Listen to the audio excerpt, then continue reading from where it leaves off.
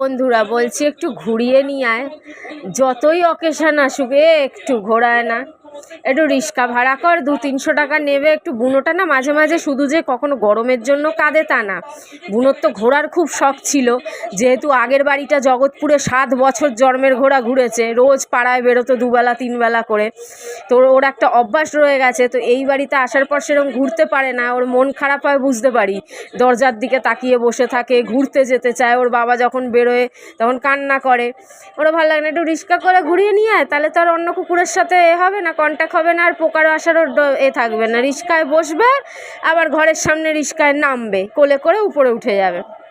না একটু ওকে যে ঘুরিয়ে নিয়ে ঘোরাবেন। আর আমিও হয়েছি না এদের ভরসায় বেঁচে আছি, কে কখন আমায় নিয়ে বেরোবে, তার জন্য আমি নিজে রাস্তায় বেরোনো ছেড়ে দিয়েছি জম্মের মতন। যেই মানুষ রাস্তায় না বেরিয়ে একটা টাইমে থাকতে পারতো না, সে এখন রাস্তার মুখই দেখে না। এইটার বাজে ব্যাপার হয়ে যাচ্ছে।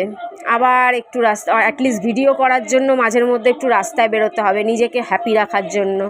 অন্যের ভরসায় বেঁচে বেশি মুখের দিকে না তাকিয়ে থাকাই ভালো। ভগবান আমায় নিজে দুখান পা দিছে, ওই দুখান পা নিয়ে মাঝে মাঝে নিজেকেই বেরোতে হবে।